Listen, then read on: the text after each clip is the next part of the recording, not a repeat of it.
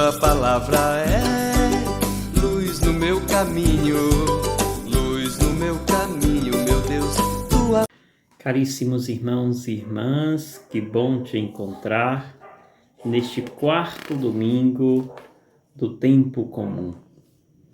A Igreja, mais uma vez, vem ao nosso encontro por meio do texto das Sagradas Leituras. A liturgia da palavra dominical é sempre uma escola para todos nós que acompanhamos todos os dias a palavra de Deus. É o que nos alimenta, é o que nos coloca dentro desse caminho que o próprio Deus nos convida a fazer. E não só nos convida, como faz conosco. Estamos nesta semana te convidando a refletir junto comigo aquilo que, dentro da formação de um curso que eu ofereço chamado Enneagrama, nós meditamos e refletimos neste curso sobre o papel da pessoa, como esta pessoa precisa fazer um processo para resgatar aquilo que por ela foi esquecida, que é justamente a sua essência, ou foi abafada pela sua personalidade. E cada dia estou te oferecendo aquilo que o processo nos fará alcançar, ou seja, o resultado desse processo, que nós chamamos de essência. E hoje eu te convido a meditar sobre a personalidade do tipo 7.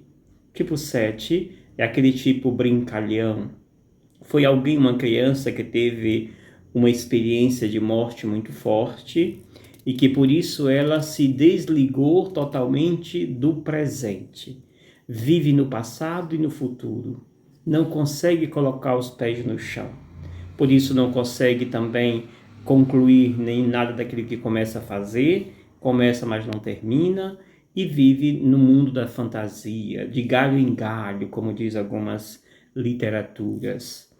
O convite que nos faz o processo, quando descobrimos que somos esse tipo, é que nós alcancemos e busquemos a revisitar a nossa sobriedade. A sobriedade no sentido do estar pleno ou do estar presente. Se a dificuldade do tipo 7 é estar no presente, o convite que nós fazemos e o processo, o trabalho que nós fazemos é justamente voltar para o presente. Por isso, a sobriedade é o caminho vitorioso para o tipo 7 na sua essência. Por isso, seja sóbrio, viva e esteja pleno, estando sempre no presente. Meditemos a Sagrada Liturgia deste domingo. A leitura primeira de hoje é tirada do livro de Sofonias. E ali o autor sagrado nos faz um convite, uma exortação. E ao mesmo tempo que ele faz uma exortação, ele faz uma denúncia. Essa denúncia é carregada de um propósito, e esse propósito é justamente negando aquilo que hoje está acontecendo, no tempo que o autor escreve. A primeira parte, ele faz justamente esse convite. Certamente ali estava acontecendo algo relacionado à religião ou à fé das pessoas, aonde certamente estava se negando esta fé, ou as pessoas estavam se afastando desta fé. E aí então ele diz: buscai o Senhor, humildes da terra, que pondes em prática seus preceitos. Praticai a justiça, curai os humildes, procurai os humildes, procurai a humildade. Achareis talvez um refúgio no dia da cólera do Senhor. Ou seja, ele pede que aqueles que se achavam todo-poderoso desçam dos seus pedestais, desçam dos seus tronos e possam pisar no mundo real. Porque os eleitos de Deus, ele vai dizer na sequência, os eleitos de Deus quem são? São os homens humildes, os pobres.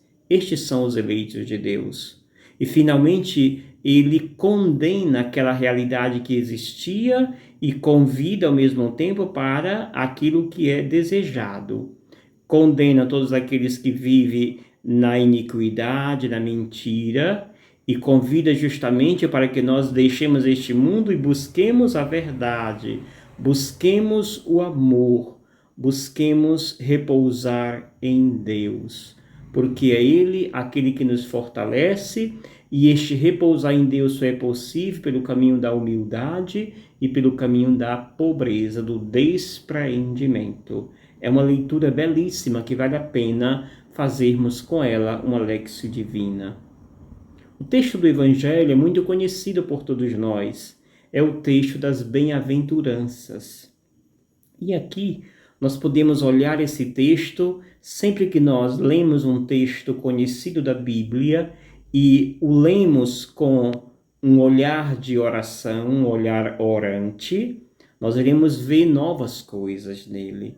Toda vez que nós abrimos a Bíblia e a lemos com atitude orante, nós descobrimos coisas novas, porque Deus assim nos inspira a novidade das suas palavras.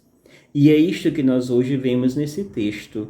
Nós vamos vê-lo a partir de 2 momentos, mas vamos primeiro lê-lo. É Mateus 5, de 1 a 12. Naquele tempo, vendo Jesus as multidões, subiu ao monte e sentou-se. Os discípulos aproximaram-se e Jesus começou a ensiná-los. Bem-aventurados os pobres em espírito, porque deles é o reino dos céus. Bem-aventurados os aflitos, porque serão consolados. Bem-aventurados os mansos, porque possuirão a terra. Bem-aventurados os que têm fome e sede de justiça, porque serão saciados. Bem-aventurados os misericordiosos, porque alcançarão misericórdia. Bem-aventurados os puros de coração, porque verão a Deus. Bem-aventurados os que promovem a paz, porque serão chamados filhos de Deus.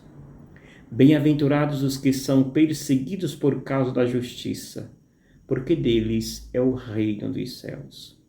Bem-aventurados sois vós, quando vos injuriares e perseguirem, e mentindo, disserem todo tipo de mal contra vós, por causa de mim.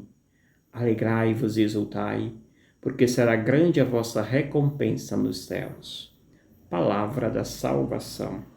Glória a vós, Senhor. Amados irmãos e irmãs, nós podemos rezar esse texto hoje a partir de 2 momentos. O primeiro momento corresponde às 4 primeiras bem-aventuranças. Essas 4 primeiras bem-aventuranças, elas podem ser vistas e lidas, rezadas, a partir da atitude daqueles que querem ser verdadeiramente ou verdadeiros discípulos do Senhor. Se eu quero ser verdadeiro discípulo do Senhor, eu preciso assumir essas 4 bem-aventuranças. Nós só podemos compreender essas bem-aventuranças a partir também do contexto deste evangelho. Primeiro, o evangelista apresenta Jesus como o novo Moisés, aquele que nos dá as novas tábuas da lei. Moisés, ele apresenta no monte as leis. Jesus é a própria lei. Aqui está a grande diferença. Enquanto Moisés apresenta as leis, se ele apresenta, lhes foi dada. Eis que Jesus não simplesmente apresenta, Jesus ele é esta lei. Portanto, ele é o autor da própria lei. E também nós podemos lê-lo vendo a importância, o quanto é caro para Jesus as multidões. As pessoas são bastante caras para Jesus. Por isso o seu apreço, por isso o seu convite veemente, sempre em relação a estas multidões. E assim, portanto, nós podemos olhar essas 4 primeiras bem-aventuranças, que é a pobreza, a aflição, mansidão e fome e sede de justiça. que Jesus quer nos dizer quando nos fala dessa pobreza, destes ser aflitos, desses mansos, dessa sede e fome de justiça? Feliz, bem-aventurado, és tu pobre, és tu aflito, és tu manso, és tu que tem fome e sede de justiça. Jesus pega esses termos do Antigo Testamento para nos trazer esta novidade desta palavra. Ser pobre, ser manso, ser aflitos, ter sede de justiça, não podemos levar pela linha social, socioeconômica, mas certamente Jesus falava de uma realidade espiritual. Pobre no sentido de estar todo e inteiro reservado a Deus. Aflito é aquele que está sempre em busca de transmitir o que tem dentro de si para aqueles que vivem esta aflição e fazer com que assim eles venham nessa atitude de quem é manso. Manso não é ser besta, manso é estar carregado destas maravilhas de Deus. Manso é respirar aquele que te habita, respirar Deus. E ainda sede de justiça, justamente essa impressão, a atitude daquele que decide seguir a Jesus.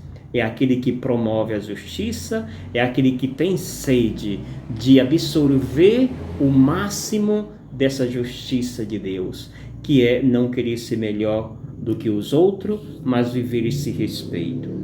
As 4 últimas bem-aventuranças, as outras 4 últimas, elas se referem justamente à vida de Jesus. Jesus assumiu essas 4 últimas bem-aventuranças e Jesus quer que esta seja inspiração para cada um de nós que decidimos segui-lo.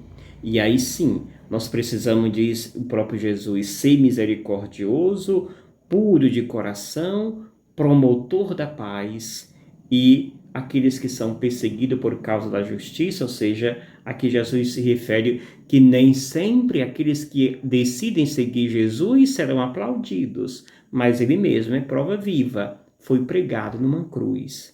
Isso é possível ser verdadeiro discípulo do Senhor se trilharmos o caminho da misericórdia, da pureza do coração, da promoção da paz. Assim sendo, nós estamos certamente buscando e trilhando o caminho indicado pelo Mestre. Assim, amados irmãos e irmãs, estaremos colocando em prática as maravilhas inalcançáveis deste Sagrado Evangelho. Termino com aquilo que Paulo nos traz na carta aos Coríntios. Paulo nos convida a sermos praticantes da justiça, a procurarmos viver a humildade. Diz ele, achareis talvez vivendo a humildade um refúgio no dia desta cólera do Senhor. Mas especialmente, Paulo vem nos dizer que Deus escolheu o que o mundo considera como estúpido.